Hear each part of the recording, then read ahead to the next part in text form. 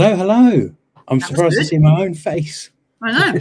We're here. SheGulls weird. podcast. We are live. We are live streaming. We're in video. We're in person. This is actually happening right now. Everyone watching. Crazy. One person's watching, but it'll get more. We'll entertain our one listener. We'll be good. Exactly. We've already had a question in. Oh, we've got another question in. We've got another comment. They're coming in. I think I'm my head's in a spin. I've got to do the intro. Hello and welcome to episode 80 of the SheGulls podcast, powered by Albion Obsessed, the one and only podcast dedicated to Brighton Hove Albion women's football team. I'm your host, Duncan, and I'm joined today by fellow Albion fans, Ben. Hello, Ben. Hello, Duncan. By Aby. Hello, Aby. Hello, Duncan. And by Claire. Hello, Claire. Hello, Duncan.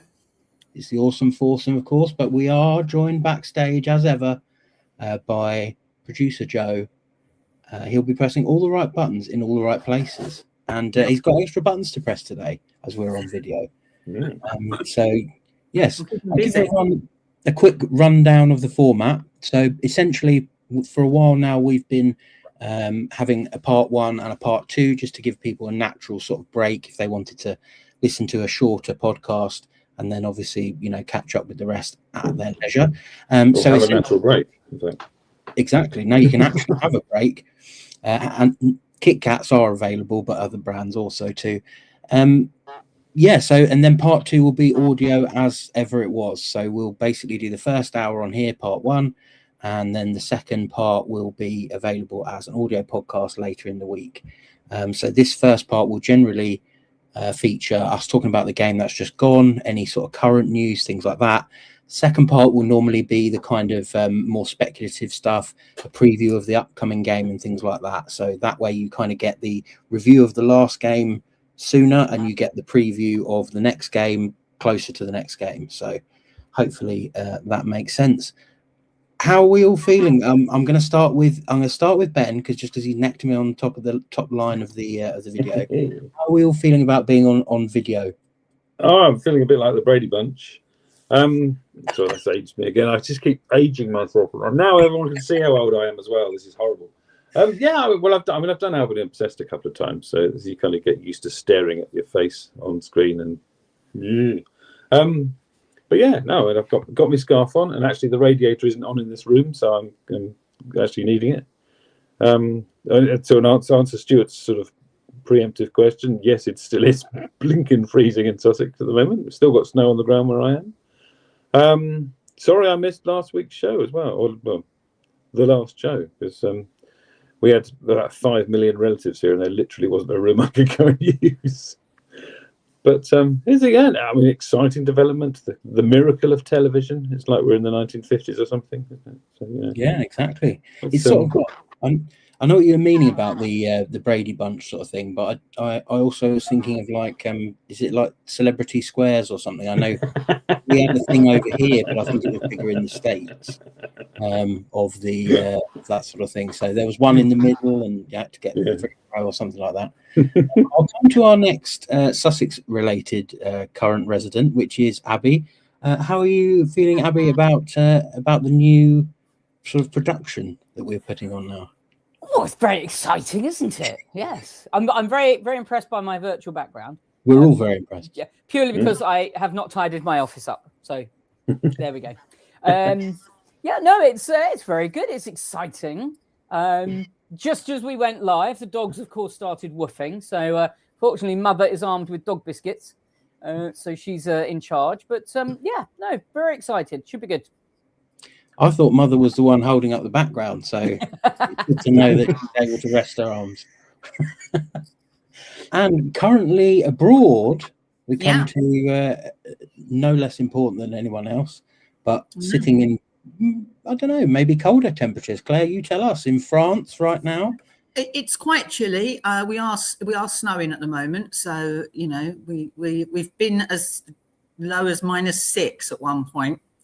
So that was quite nippy in the evening, but lovely. Enjoying my little stay in France, and and good to see everybody's faces on here, because obviously I see them all the time when we do this, but it'll be interesting to see what the listeners and readers and whatever feel without it, because, you know, it's something different, isn't it?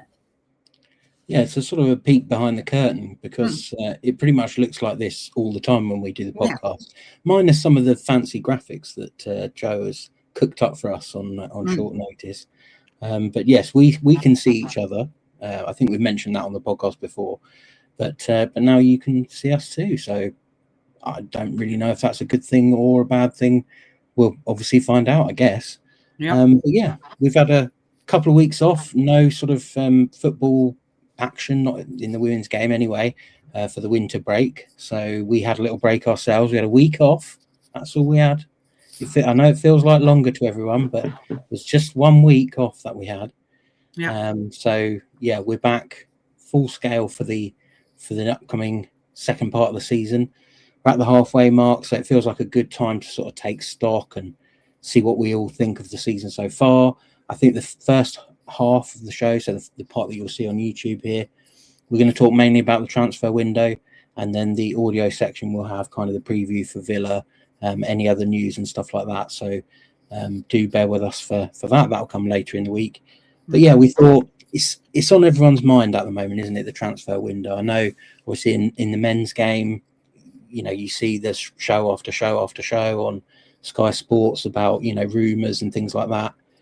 I think it's more difficult in the women's game, because if there's a rumour, it tends to be true in the women's game. I think we've spoken before about the fact that there's not really any business in transfer rumours in the WSL, in the sort of women's game, as it were, compared to the men's game, where so many column inches are dedicated to, you know, sort of just pure speculation a lot of the time. So yeah, we're going to have a chat about the transfer window. I mean, where to start, really? I think what we'll do, and I'm going to spring this on the guys here because I hadn't pre-prepared them, but I think what we'll do is we'll go through sort of position by position, and I'm not going to restrict this to in just incomings. We can talk about outgoings as well, and then because that will end with the attack, and I think that's where we're probably going to end up doing most of our talking. So first of all, I'm going to come to Claire, goalkeeper. Do you see any? I think number one is pretty much sewn up, but do you see any movement? I'm thinking probably Baggers would be the one who's in question. We know Melina's gone back out on loan to Hammarby. Could you see Baggers moving in this January transfer window, or do you think it's kind of, once Melina got loaned out, that kind of said, right, that's it for the season in that position? Yeah, I think for us it was Melina's going out, Baggers is staying, but I mean, I wouldn't blame Baggers if the top club come in and said, come and join us, and she said, yes, please, because why would she? You know, she's only got 6 months of her contract left anyway. One would assume Melina will be coming back at the end of this second loan, and she will become the number 2 next season, and that would be Baggers going. That's what I kind of feel is going to happen.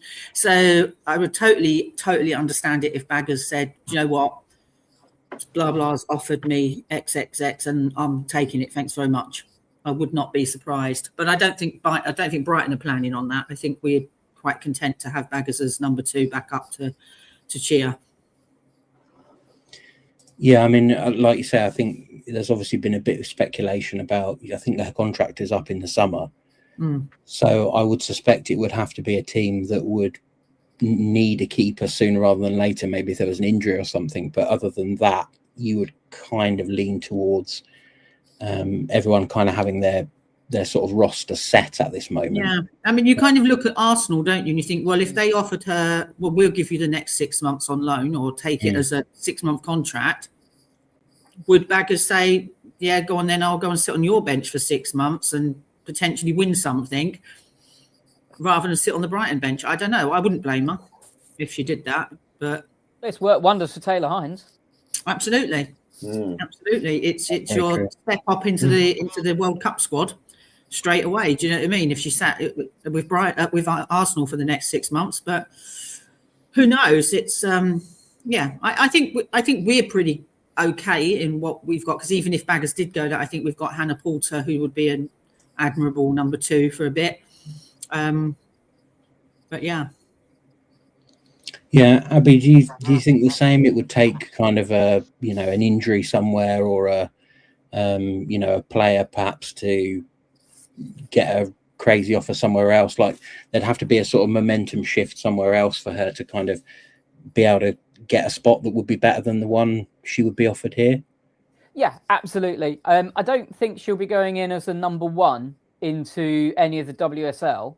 And so it's whether she values or it's valued starting in WSL 2 as opposed to being on the bench in the WSL. I think particularly with the Lioness factor, being in the WSL is more important or more beneficial. But again, it depends on the injuries that happen around the league. So we know Arsenal are thin. I think their main keeper, one of them is out with an ACL. Is it an ACL? Leg of some sort. And then I think Van Domselaar's come up and sort of said, she's not happy about something. So there's, if that's the only place that really springs to mind. And I think it would be a different matter if Chia didn't have WAFCON coming up.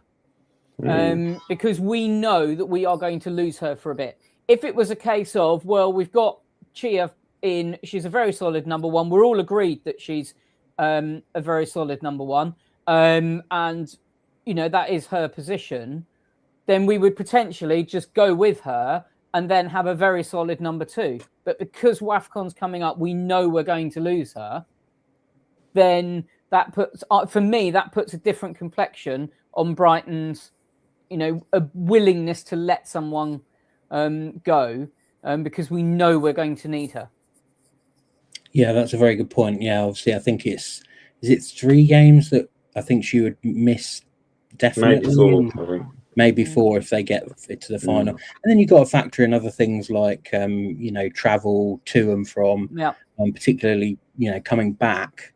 It's not necessarily the hours or jet lag or anything. It's just, having played a long, and quite competitive tournament and then having to sort of come back, if she comes back middle of the week, then she may miss the game on the weekend just purely because, she's tired and she's, had to travel. So, you never quite know how that's going to have an impact. Ben, do you sort of looking at the goalkeeper situation? We've got Melina going out on, or she has already gone back out on loan to Hammarby, which I think was possibly a little bit surprising, mainly because obviously their season has finished, although they're still in the Europa League, the Women's Europa League. So they still will have some games, but obviously not quite as intense as when they were in the proper sort of league phase. What do you think sort of will happen in the time between? Obviously, we've got the window now, but perhaps the summer. Bagger's out of contract, Melina being sent out on loan effectively the whole season. You've got Hannah, who's not really been given an opportunity to kind of show what she can do per se, other than being on loan out of Portsmouth for the second half of last season. How do you kind of see that whole thing shaking out, possibly not this window, but maybe next window? Well, I'm sort of with Claire really on it. I mean, because Melina was given a new contract before she went out on loan, which kind of implies that she's at least the medium term sort of 1 or 2 goalkeeper. Hannah obviously has always been a sort of an eye on the future because she's still only 20-ish? She's still very young anyway. Yeah. And so Baggers is the question whether or not, because obviously she was our number one for most of last season, and she's been elbowed. She kind of got elbowed out by Melina sort of February-ish, didn't she? And then now she's been completely elbowed out by Chia, and so she's been a WSL number one, and she doesn't. She was sat bench warming at Man United for however long when she was understudying Mary Earps. So she's not going to want to do that I wouldn't particularly want to do that for too much longer. So, yeah, and it really depends on whether or not, because sometimes clubs give long contracts to players because they think they might want to leave, and you want to, that's obviously a failing that we've missed out on transfer fees for big players before. So maybe maybe they gave Melina a contract with an eye to getting money for her in the summer. But she does strike me as being more of a future Brighton goalkeeper than some. And then you get sentimental because we all love Baggers. Everybody loves Baggers. I think it does look a bit like a Nadozi Lurk Poulter sort of set up for next season.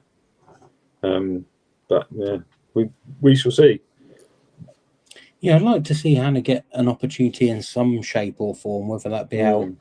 I'm kind of a little bit surprised that she hasn't gone out on loan this season.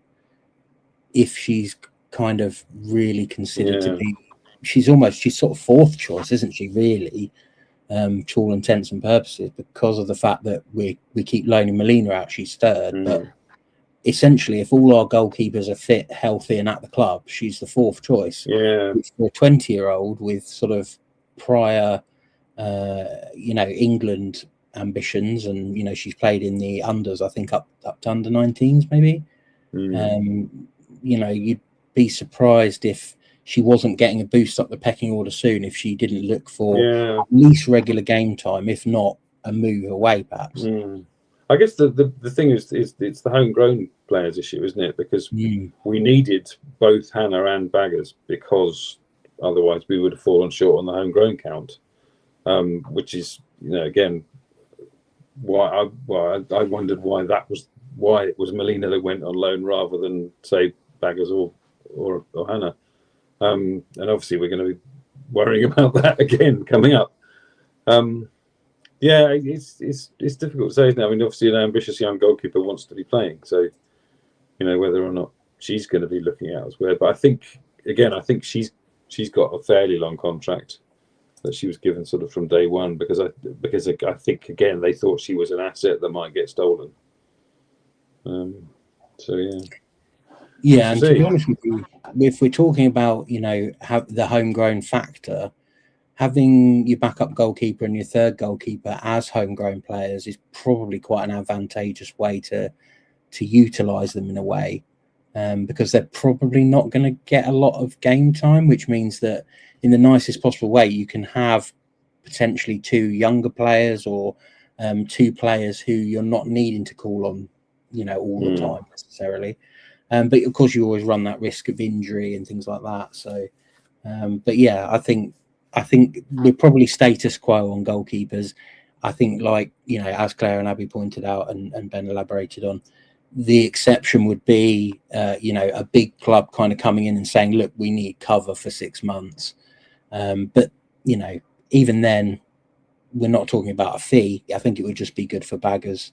I mean, there might be a small fee involved, but nothing crazy, I'm sure. So we'll move on to the defence.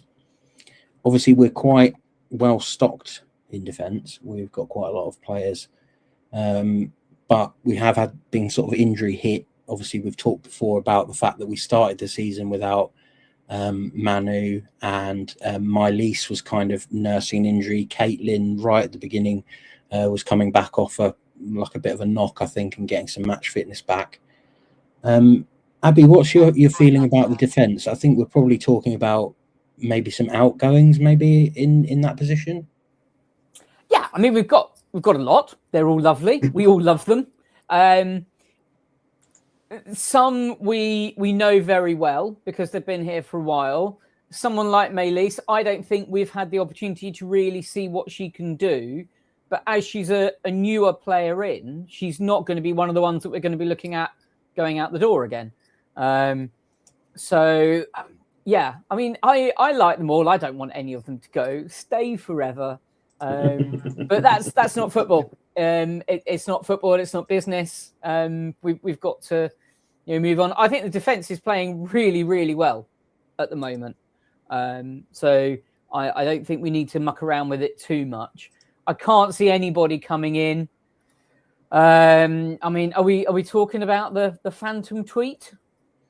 I think we can talk about it. I think we probably should. Yeah, I mean, there's this. I didn't see it, so I'm very much talking from hearsay. But there is this phantom tweet that went out that sort of said, bye-bye Joralyn, and somebody else has reported that she's going to a team in Boston, and then it's gone. It's just completely disappeared off the internet and out of.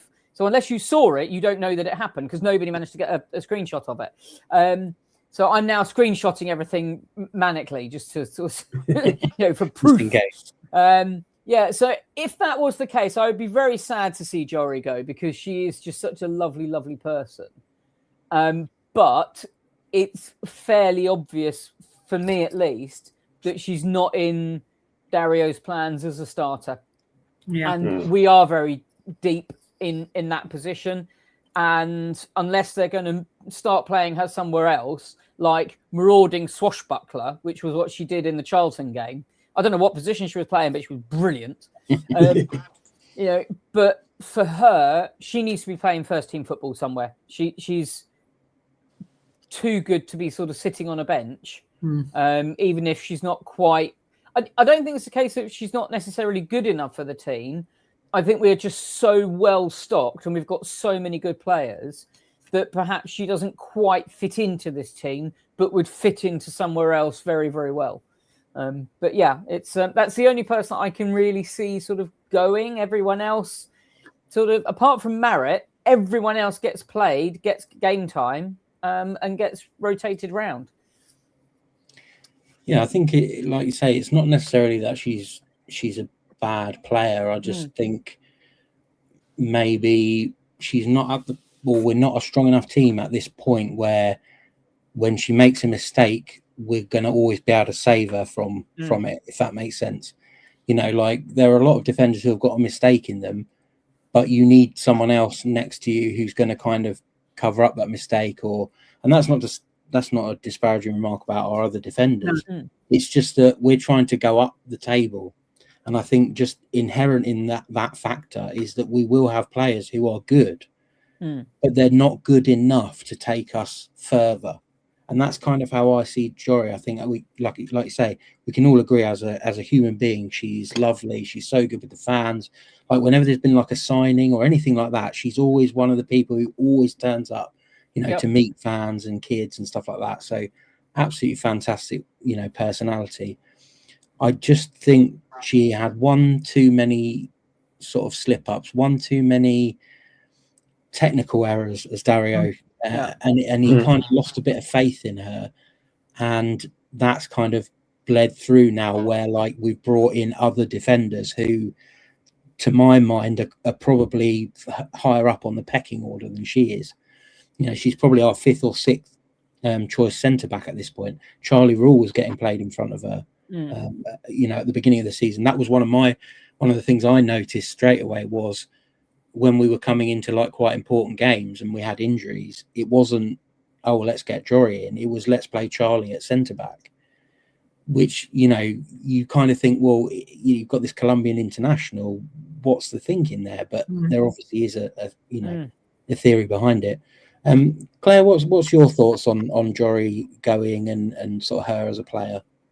Yeah, I mean, I totally agree with Aby. I think that attacking wise, she's a fantastic option, and it's a shame that we couldn't utilise that more, whether it was as a wing back or as even just shoving her up front while we're a bit short of players. Do you know what I mean? I don't know, but for a defensive partnership, it's never really quite worked, and that may just be because everybody else that we've had in defence has just worked with someone else better.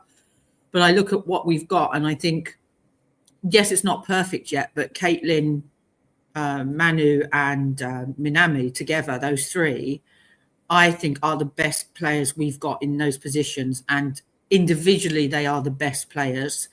They just need to click. And they're almost there, but it's not perfect yet. But they are, defensively, we are so much better than we have been these last couple of years. We might not be getting the points on the board, but we're not getting battered. We're not getting embarrassed. We're not getting outplayed. And that's mainly down to that back three and the new goalkeeper just being that little bit extra that we needed.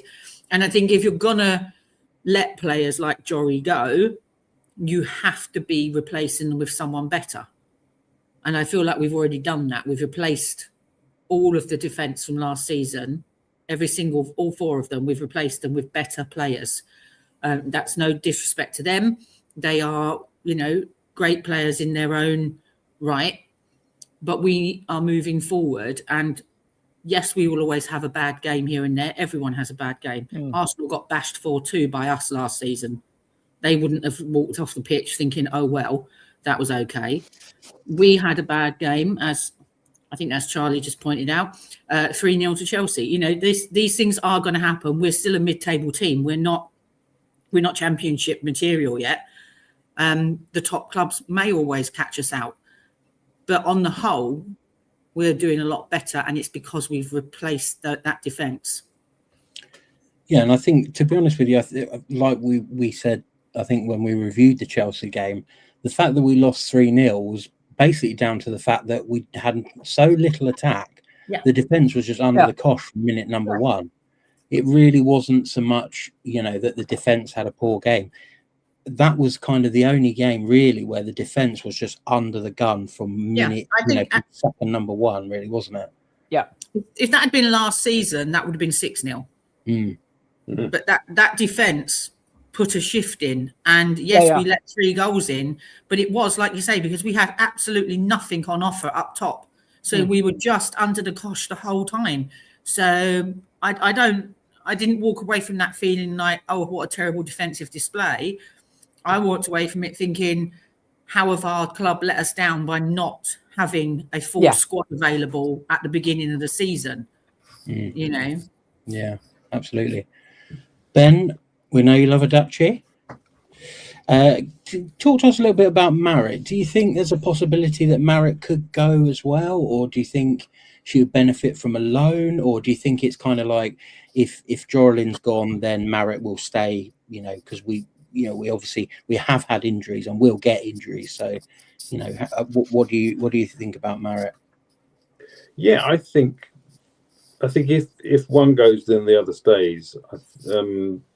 I don't know what her plans would be in the summer, because she's an up and coming duchy. She's been captain of their under 23 team, under 23s and that kind of stuff. So she's going to be looking at the Orange Lionesses and hoping that Arjan isn't quite as bright and blind as his former boss is. Obviously, Arjan used to be Serena Wiegman's assistant. So I don't know what her plans would be in the summer, because she's not getting as many minutes as someone like her would probably want. But then, she has been, she had that massive hamstring injury last season, and I think she has had a few knocks and dings this year. So I don't know if her minutes has been all due to the fact that she was so down with the pecking order, or because she's not been match fit, or been because I think some weekends she has been injured. So it's difficult to say really, because again, nobody tells us anything. But if I was her, I'd be wanting minutes, and if she's not getting them by the summer, then she might be sort of looking at the door. But I think if Jory does go, and it might, again, we were sort of hypothesising a bit this afternoon, weren't we, about whether or not the deal's fallen through or something. And I'm, obviously looking to go to the USA as a sort of person of Hispanic heritage. It's not a very nice place at the moment for various reasons, and obviously they've just launched military action against the country next door to her country, and they're also now shaking their swords towards Colombia as well. So I don't know whether that's come into it, but yeah, that's the other side. It's heartbreaking if she goes, because we love her. It's only fun when Jore's around. It's just chaos and fun. So, it would be sad. But again, she does need to play football. But if she does go, then I think they don't let Marriott out the door, because Marriott is a really good player, and just to have Marriott on the bench, just as cover for the other guys, is amazing. Or bring her in instead of one of the other guys would be really good. So I'd really like to see Marriott.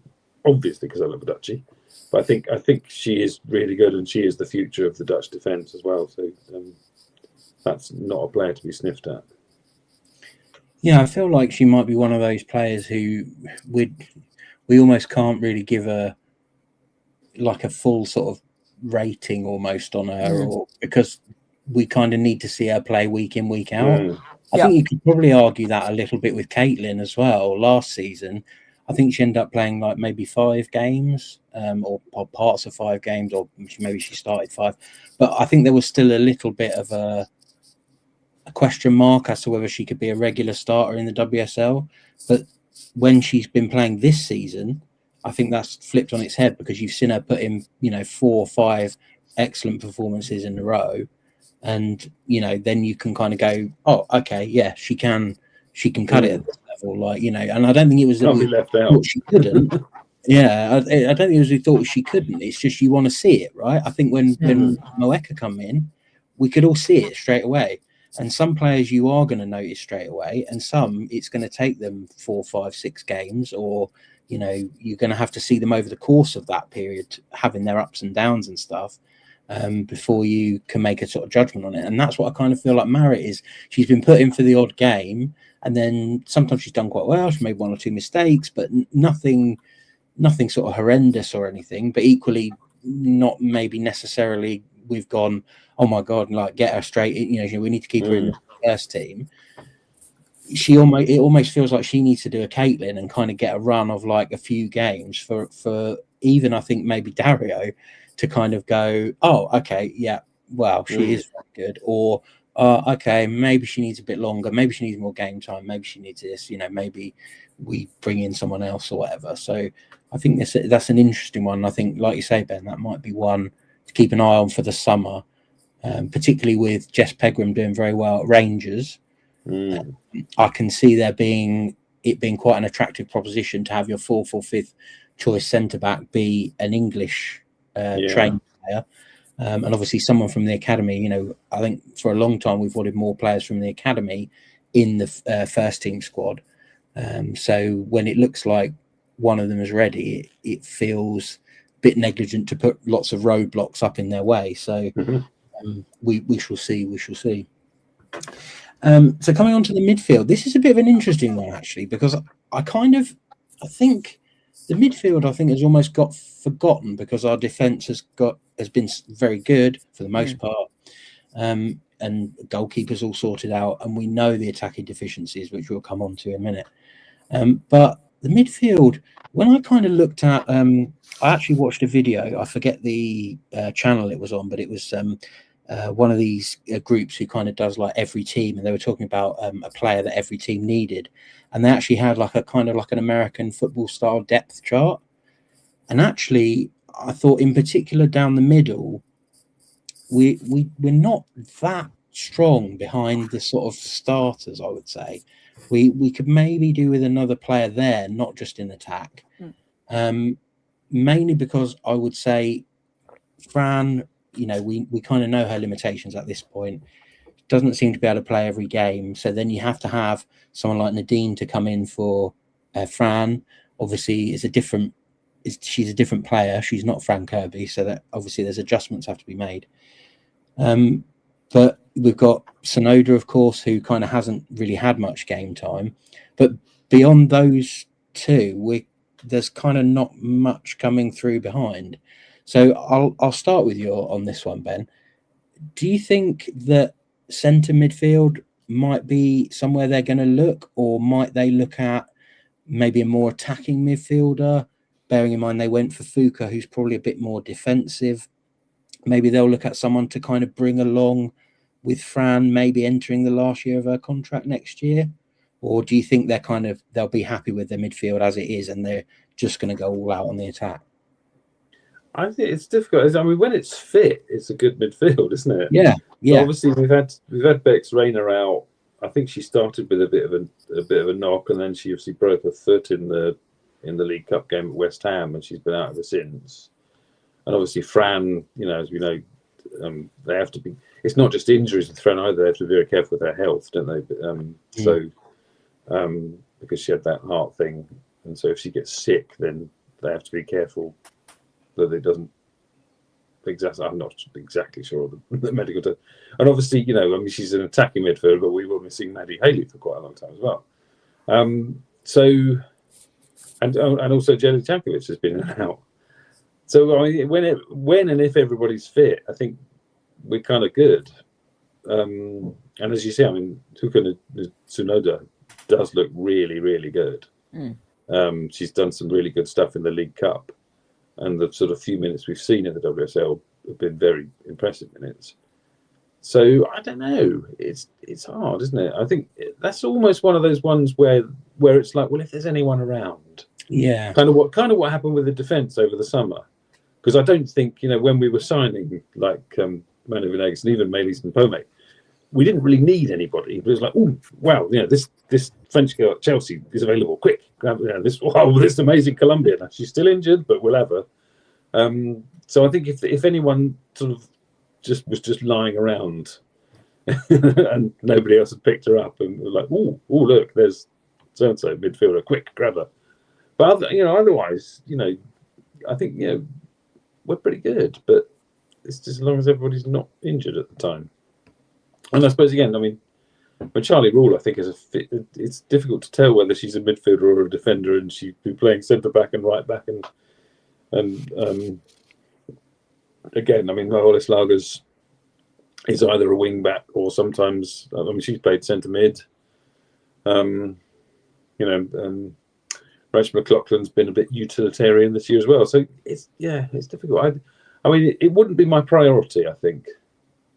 Obviously the priority is we'll come to, but and obviously there are kids coming up through the academy as well. This May Balmer's done a few nice little things in the League Cup. Not this season, I don't think, actually, but and obviously like there's sort of Taylor Warren, and Eliana Martin. Those guys have been pretty exciting too. So yeah, I think we're theoretically on paper okay. Yeah, I'd go along with that. I think, like you say, it's kind of one of those situations where if you see an improvement, then you'd be silly not to try to improve your team. But equally, there's kind of no point bringing in someone just for the sake of it, per se, just to make up the numbers. Because you don't want to get tied into sort of like a 2-year contract for someone who is going to be a 6th choice midfielder in a couple of months because everyone's fit. So they obviously have to take that into account. I do think I'll come to you on this one, Abby. You've got Elena's 30, I think, but she's still pretty sprightly. She's very, she's got a lot of she's like a Duracell bunny almost. She's still a Duracell bunny, yeah. Yeah, and I think you could probably say the same about Sonoda. I think they could pretty much just run for 90 minutes. But do you think there might be a sort of a factor of if they can get younger at the position, bearing in mind they already got Maisie, 23 captain. Do you think that if the right player was out there, they might sort of try to bring someone in who could maybe develop under the veterans that are there now? Or do you think it would literally have to be, right, well, we're going to get Oberdorf or something, and the ergo Nadine can go because we've got, someone like that? Yeah, I'm very wary about getting more young people in because we've got quite a few youngsters. And I think as brilliant as it is to have all this, potential and talent, I still think we are lacking in having those experienced heads on the pitch at times. And particularly when you go down against your Chelseas, your Man Cities, and so on. Some of these youngsters haven't been in that position before, so haven't got the experience to say, we know how to get out of this. Whereas someone like Fran and Yele, and, other people that we may or may not discuss in a few minutes coming in, they've just got that experience to keep everything a bit calm and push it forward. Skip forward 2 or 3 years, we're going to have that. We're going to have that on our team in abundance, and it's going to be brilliant. But right now, unless they are absolutely a world-class superstar, I wouldn't want to be signing any more quote-unquote younger players I would want to have some proven goal scorers, but good experience on the pitch that's maybe got 3-4 years left of their career, and they just want to come down and really make an impact with this team. I don't think we particularly need it. I think our midfield is good enough. But again, they're the link between the defence who's playing really, really well and the forwards that just aren't clicking for some reason, whether it's because we keep changing or because we've got injuries or what have you. I'm not sure we've seen the full potential of the midfield that we've got at the moment. And like you say, we've got young players. We've got them on the bench. We've got Evie Milner. We've got all those people that you've been saying. We've got that potential. So if we are going to get young people in, well, let's give our youngsters a go, rather than necessarily getting anybody in. Unless, like you say, they're absolutely world class and just all round brilliant, and you would be stupid to turn your nose up at them, sort of thing. I think we could maybe see more movement in the summer, maybe in the midfield. Partly because of the proliferation, that's easy for me to say, of sort of free agents. There may just be one who they can't find room for at one of the top 4 clubs, or whatever, or at Barcelona or wherever it may be, where you think, they definitely would be an improvement on sort of a couple of our midfielders that we have already. And then maybe you can loan one out, or I feel like with someone like Sonoda, I struggle a little bit sometimes to wonder how we're going to find out how good she is. Yeah, because we've never been, particularly under Dario, but it happened before. We've never really been a team that's employed a defensive midfielder. We've had a number 6, but not like a Kira Walsh number 6. It was like a playmaker number 6, like a Vicky Lasada. No one's comparing Vicky Lasada to Kira Walsh, put it that way. Maybe in the passing range, but not in the rest of their game, certainly.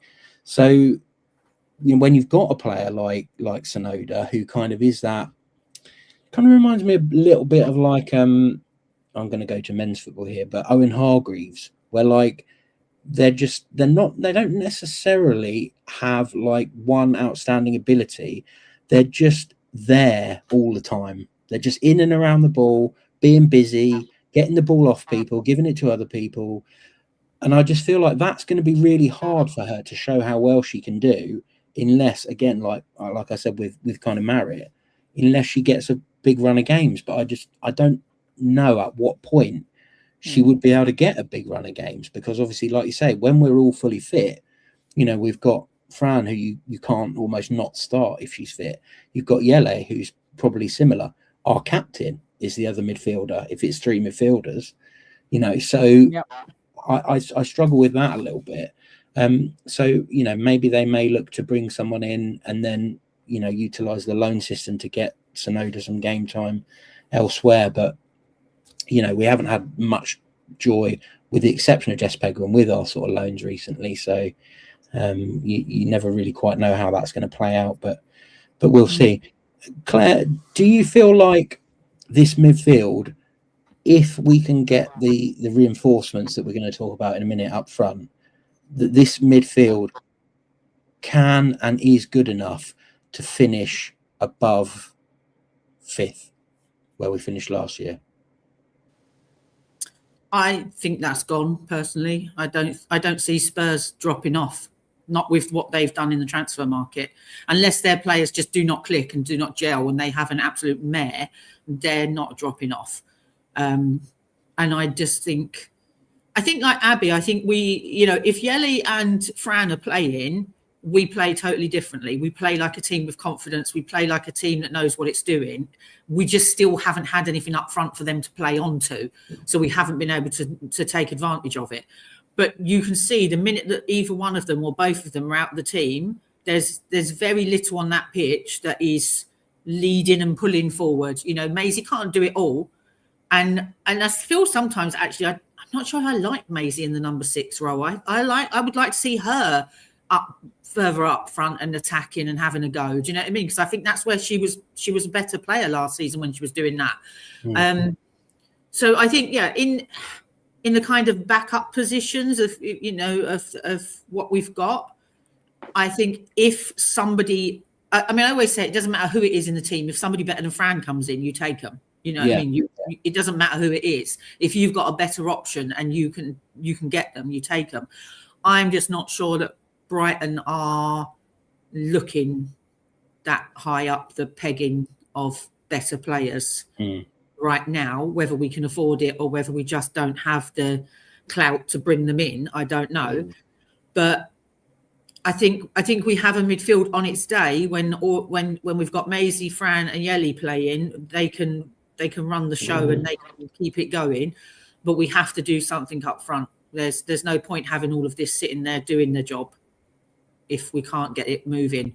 I love Maddie. I think she's done really well. I love Kiko. I think she's doing really well. But they are basically all sitting in midfield at the moment. That's pretty much, we've got five in midfield really, and three to four at the back, and nothing else on the pitch. It's just a bit maddening. So I don't see us getting any higher than 6th or 7th this season now. I think we've blown it for that, but that's where we're at. So that feels like, I was going to say that feels like a good point to sort of come onto the attack, I think. So Claire, if you want to sort of carry on from what you're saying, I think with the midfield, we could have seen some players perhaps feature more in the midfield had they not been needed up front. Players like a Maddie could have played in Fran's position, but it's almost like, well, she has to play somewhere else because we don't have enough attackers. Ergo, someone like Nadine has to play where Fran plays, or maybe further back because she doesn't have, quite the same skill set. But then we kind of lose something as a team because we don't have that attacking midfielder. So would you put, I think Ben said, and Aby did as well, that kind of the midfield has almost been hampered and hamstrung a little bit by the lack of options in attack? Yeah, there's nowhere to go with it, is there? It doesn't, unless Kiko or Maddie are able to just run into the box and have a shot, there's nothing. There's no one there to knock a ball in from a deflection. There's no one just sort of, hanging around waiting to do a run when the ball comes in. It's just, everything was put on Michelle's shoulders, which, I love Michelle. I think she's done fantastic for a kid her age. She's took every opportunity that's been given to her and she's run with it. But she's 19 years old. That she's not a let's start me for 90 minutes every single game player yet. And I think that we got caught out for whatever reason. We didn't get the player that we looked to buy to be our number 9, and she got lumbered with it. And that's a lot of stress and pressure to put on a young kid like that. And now we're looking at someone like Carla and saying the same thing, saying, well, you have a go. And it's not, you need somebody like a Keats who knows how to play the game up front on their own, who knows how to stall, who knows how to steal a silly, scruffy goal when they have to, who knows how to win a penalty, who knows how to just annoy a defence. And we don't have any of that. We don't have absolutely nothing. When it gets to Fran, unless Kiko has managed to run in the box or Maddie's managed to get in the box, there's nothing there. And I think that's been evident in the fact that we're not getting thrashed in games, but we're not getting points because we're just not scoring goals. Yeah, it's been a long time thing, hasn't it? Really, essentially since Elizabeth Turland had that particularly hot season where she scored. I think was it 13 or 14? Something 13, like that. Yeah, 13. Yeah. I think other than that, I'm pretty sure, because I'm sure I did this for a quiz question on one of our Christmas ones about like who our top goal scorer was, and I think no one had scored like more than 8 except for that one season. So this has been like a long running thing for the Albion that we just don't seem to have. Like I think even like a 10 goal a season player would be a real improvement. Even just with a spread across the pitch. Last season we were regularly knocking 4 goals past people. We might have been letting goals in ourselves, but we were scoring goals. We were getting them across the pitch. We were getting them from Fran. We were getting them from Keats. We were getting them from Kiko. They were coming from Raki Maki. They were coming from everywhere.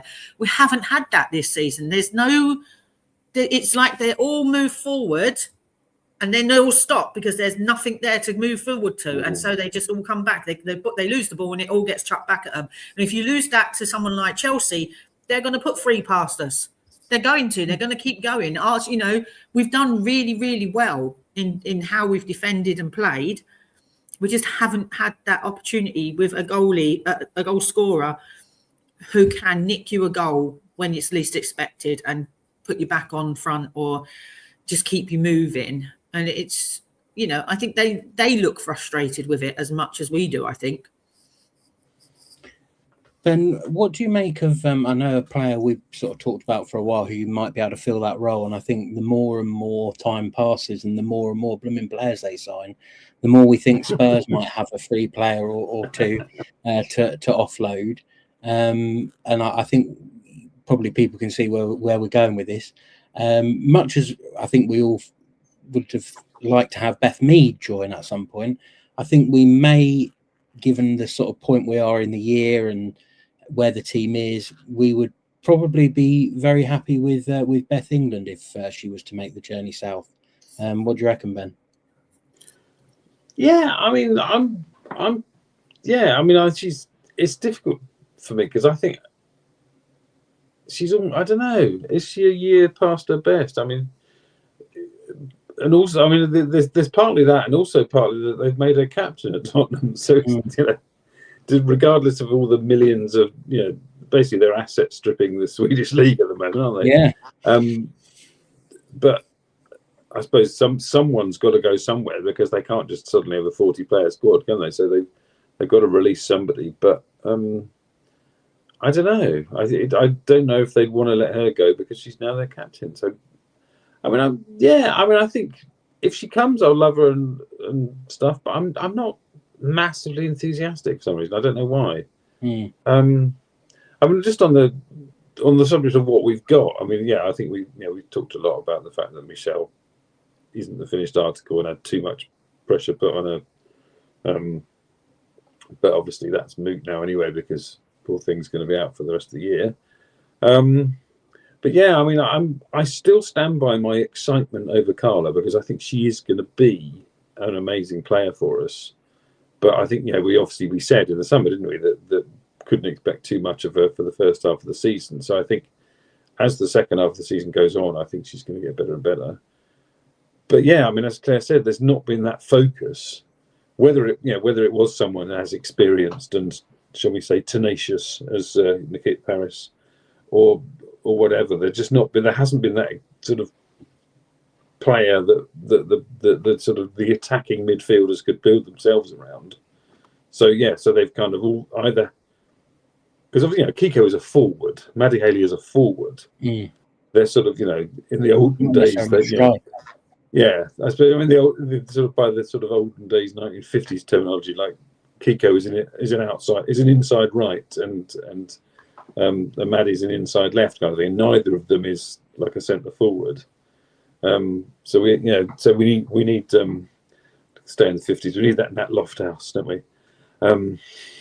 The Bargy goalkeeper over the line. But I think Carla is going to be that. But I think it's still too soon to expect it. So yeah, we do need sort of somebody that. I suppose the history of not having any great goal scorers, I suppose, is because we've always been the bottom half of the table side. Hard to attract. So we lucked out. Whatever we scouted well for Turland, and I mean our first season she was good, and then she just had that really massively purple season, and then we lost her because we'd only given her a 2-year contract. So we've never really had to sort of go, oh, we're a really good team, so we need a really good striker now. Again, no offense to all the other guys that have been in. So suddenly, you know, here we are, we're a top half of the table side, you know, and again, it's like, I suppose the parallel with men's Albion, it's kind of, you know, here we are, we're rooted to the top of the table, looking up at Europe. We need we can't just sign someone from, like, you know, top of League One because he looks good there. And it's the same with us. We can't just sort of grab any old person out of WSL2 or whatever because we need a WSL striker. And there's just not that many around. So, I suppose the other name we look at, Hammerby, they've got our goalkeeper. Maybe we should nick their striker, because the one sort of hot player at Hammarby that's not been confirmed as having been poached by Tottenham yet is Vangerheim. Ellen Vangerheim. I had a page up a moment ago and I completely forgot her first name, but you know, she's been smacking them in for Hammarby. But again, I mean, I don't know. I think part of the sort of, obviously, yeah, they've signed Gaupset and they've signed Nielden, because obviously Amanda Nielden already plays for them, our former player, and they've just got Matilda Nielden. That's nice. That's got a nice ring to it, Matilda Nielden. But I think, you know, again, you sort of think, I mean, Gaupset's proved it on the international stage, but a lot of them, yeah, they were scoring a lot in Sweden, but Sweden, you know, I don't know. So, you know, maybe they're not, you know, maybe we're not missing out. That's what I mean. Is, you know, Yeah. There's players around. I mean, the one that annoys me slightly is that Man United got Lea Schüller from Bayern Munich, and that's the sort of club we want to be looking at and going, you know. And I suppose Vangerheim has been slightly linked to Wolfsburg as well. So if Wolfsburg take her, they might not want Lynette Berenstein, you know. Yeah, and Chelsea, I think, as well. Yeah, I think part of it to me is we don't just need a striker, we need an every game striker.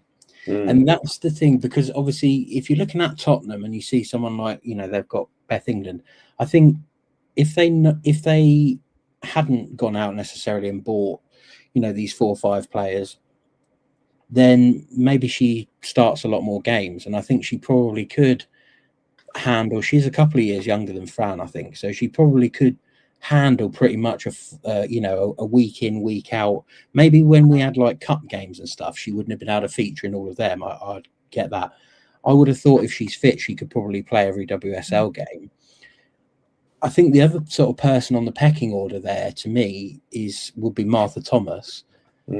My issue with Martha Thomas is well, she scored the other day, actually, to be fair to her, but that was her first one for a long time.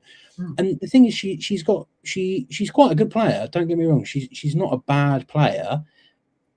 I would be okay with that if we had a Vangerheim or someone like that, or whoever it may be, as our everyday starter, and they said we're going to bring in Martha Thomas on a 6-month loan as backup, and then we've got 3 strikers. You know, we've got player X, Martha Thomas, and Carla. There are our striking options or whatever. I still think, to me, if Brighton do that, they're showing absolutely no ambition. I think there's so many free agents available in the summer that I think they're almost thinking, let's not show our hand too early, sign players to like 4 or 5 year deals, when we could find out in the summer that someone like Sam Kerr, if you can't get her out of Chelsea now and she's not willing to come, she wants to see what happens in the summer, you need to be able to have the flexibility to go after those players. So I think this is why I think, you know, Beth England would make sense, because I think she could start every game. I think she'd score probably 5 or 6 goals at least, which over the course of a season would equate to 12, you know, and then that's a good return for a striker. Yeah. I also think she'd be okay on an 18-month contract because she's 32, blah, blah, blah.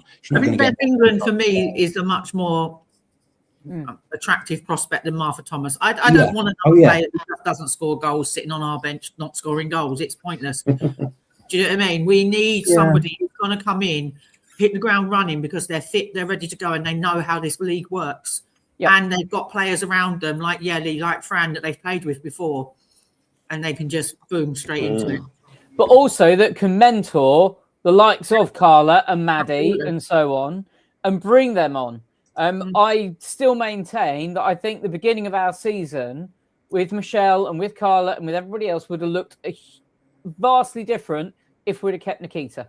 Yeah. Because I think she is that mature, you know, not saying she's, you know, old by any fact, but she's a mature, experienced WSL player who can, she was our top scorer, I think, last season. She can still bang them in.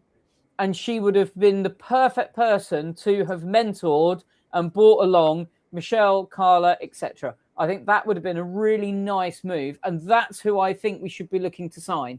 Not necessarily someone who's going to bang them in every game, but I've just been looking at the stats, and actually Beth England has scored 4 goals this season. Our top scorer has scored 4 goals this season.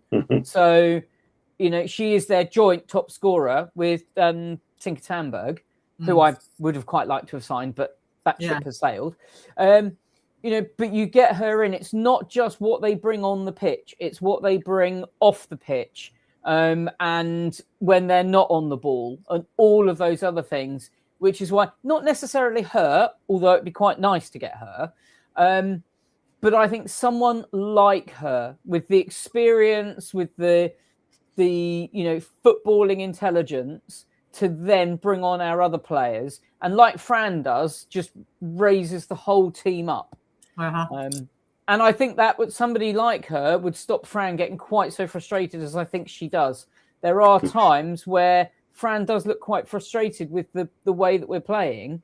And, from some of the things I watch, I can see where it's coming from. But having somebody there that is of a similar mindset, I think would just bring everything together. So that's why I'm on we should have Beth England train.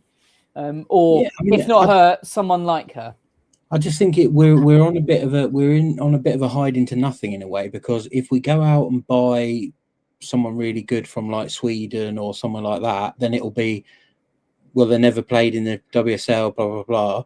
If we go out and sign someone like Sam Kerr, it'll be, well, they've only let her go because she's washed up, and we're paying her a load of money to just sit out her twilight years down in Brighton. Yeah, but we'll sell enough jerseys to make that up. I'm okay with that, because I think she's already proved this season so far that she's still got it. Yeah, and I'm just talking about wage wise. She's a breaker. I think the thing is we've got a lot of potential sitting in our squad and in our academy who in the next year or so should be coming through, but they're not there yet. And we need players who are maybe towards the end of their careers, who are full of confidence still, who've got lots of experience, that can teach these kids something, so that when they are ready to retire themselves, these kids are coming through and taking the space. But at the moment, we're in a bit of a cross section where we don't have the kids coming through to do it, and we have no experience sitting there to pull it off. So we're just sitting with an empty front line. Yeah. But I mean, again, I'm just playing devil's advocate. We had Vicky Lasada, we had Pauline Bremer, and we got no better really because of them. We kind of stood still. Who were they mentoring? Why aren't those players that they were mentoring getting better? I mean, it's all just it's all just speculation. Like I was talking about Tamberg and England before the beginning of the season. England could have got crocked for the whole season, and Tamberg could have been turned out a massive flop. Some of the players I mentioned, probably have turned out to be a massive flop. You just kind of, the ones stick in your mind, don't they? The ones that you did think of. I think it's just difficult, because I think they don't want to overpay for someone to get them now. Equally, they don't want to hamstring themselves by getting someone on a 5-year contract only to come to the summer and go, oh, I wish we hadn't bothered with that because we could have had X, Y, and Z. So it's almost like they almost need someone like a Beth England who's kind of willing, who's still a decent goal scorer, still a good player in the WSL, but he's not going to want super high wages. He's okay not to sign like a 5-year deal. Like it's going to be difficult. I think we're either are going to go full bore and go out and get that kind of number one starter, and hopefully they come and they're good. But it's who would be available of that caliber that's not going to go elsewhere. Yeah. And then when you look at in that second trench, it's who's not going to cost the earth to get, just because the club doesn't really want to sell them, but they'll let them go if the money is stupid. Yeah. I think there's also to take into account that we are a club that we fly under the radar of fans.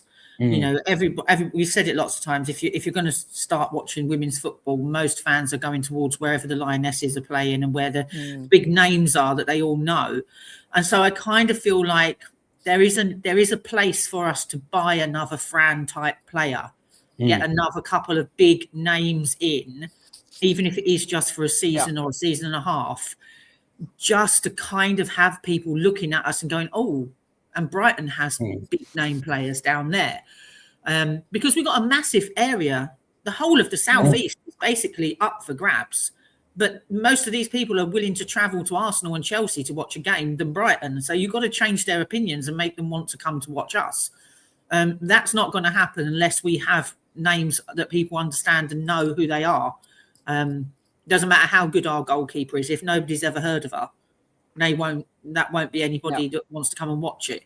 So, you know, you got a Mary Earps sign for whoever. If Mary Earps goes and signs for London City over the summer or in, you know, whatever, their attendance doubles.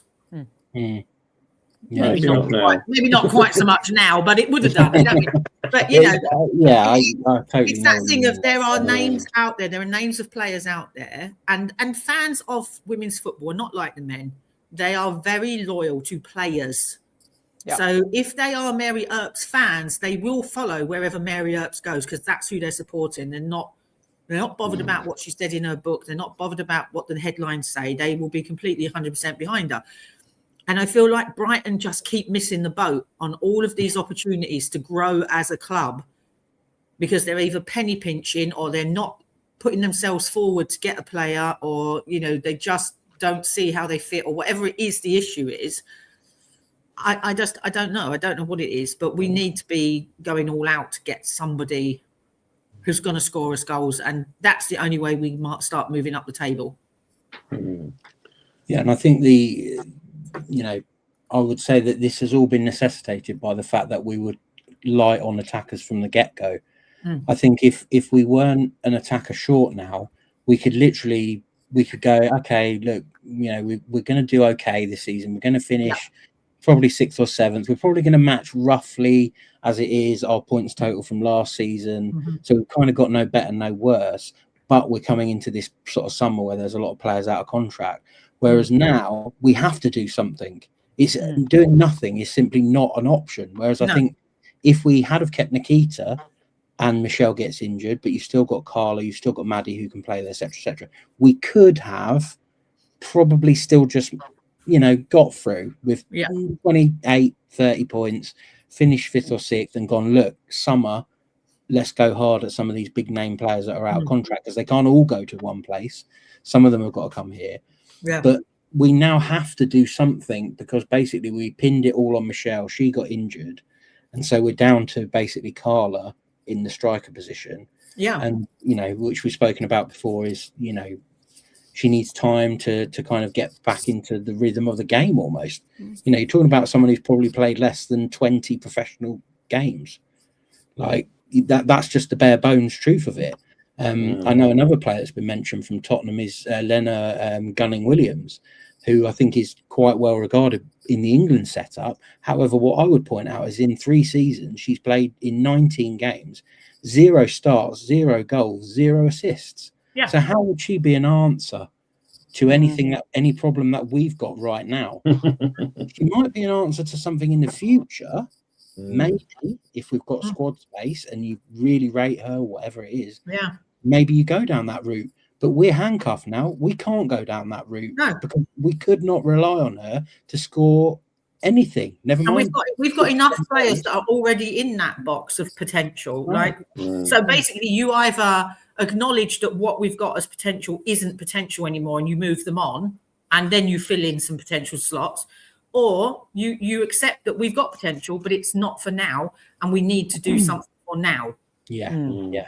I think the ideal situation is that you either get someone who is kind of maybe pushed out by a couple of new signings from maybe one of the bigger clubs, and I'd probably include Spurs in that to a certain extent, although I wouldn't want just any of their players. I think it would be probably Beth England specifically. Yeah. You know, you've got teams like Arsenal who have signed Holmberg, and I think are maybe interested in 1 or 2 others. If they get a couple more players in, someone in their squad is going to have to go out. So you're looking at those. Otherwise, I think it's just look at all the players that are out of contract in summer, see which ones that you would feasibly, you know, want to go after, and go to those clubs and say, look, she's going to go in 6 months. She's going to go in 12 games, whatever, however many games there are left. 10, 11 games. we'll give you some money now. We'll give you some money now. Let her join us. We need a player. And that way you get some money. Otherwise, in literally like May, she's going to walk out of your club and go to someone for nothing. I think that might be our best bet is identifying those players and just finding one or two who are at clubs who are willing to talk now and not say, oh, well, we'll just, it is what it is. We keep them. We need them sort of thing. And then, who knows, maybe then we are able to leverage someone like Sam Kerr or something. We shall see. Yeah. Anyway, just before we go, I would add to that. Obviously, from what I've seen in pictures and a few little sort of reels and stuff, it looks like Aisha Masaka is getting fit again. So whether or not she's going to slot into the squad, whether she might, I think she's a forward again, isn't she? She's still not a number 9. Yeah. But that could, I'm really excited to see her fit, Aisha. Yeah. So if she can play some football for us, that would be quite nice. And obviously, it was announced this week as well that what we've been calling for ages, that Olivia Johnson is coming back from her loan at Bristol City. So, whether they'll send her out or then maybe they'll, because again, we're coming up against the sort of homegrown question. Obviously, OJ is homegrown, and so maybe we'd need to put her in, to keep her in the squad anyway. So she could maybe go in there instead of Emily Gay or something. I don't know, but that could be an interesting option. But again, she's not a number 9. She's a forward. She's not a centre forward. So yeah, I mean, it really depends. But those two are a couple of exciting names I'd like to see in blue and white stripes at some point in the future. Yeah, absolutely. Right, so I think that will wrap up the YouTube. Portion of today's podcast. So that's part 1 over and done with, our little transfer special. Hopefully you've all been able to hear us okay, and obviously you won't see this if you're watching on catch up, but hopefully people do have the chance to watch this on catch up. Because it's live streamed, it goes under the live tab and it can basically be watched I think sort of within a short period of time after the live stream shuts down. So this will be up nice and early every week in theory if we continue to do it this way, with part 2 to follow. So I'll wrap this up by saying a massive thank you to you, Ben. Well, thank you all. An enormous thank you to you, Claire. Thanking you. A gigantic thank you to you, Aby. Oh, thank you. And a humongous thank you to producer Joe, who has excellently produced, I suppose. He's produced it. The producer produces. I mean, executive producer, I think in this case. Exactly. He's done what it says on the tin. And he's got a bigger button for the video, I think. So he's happy with his big button. As far as I'm aware, anyway, that's what he told me before the show started. So I shall say thank you, and part 2 will be coming soon. And that will be all from the SheGulls podcast, powered by Albion Obsessed. Bye.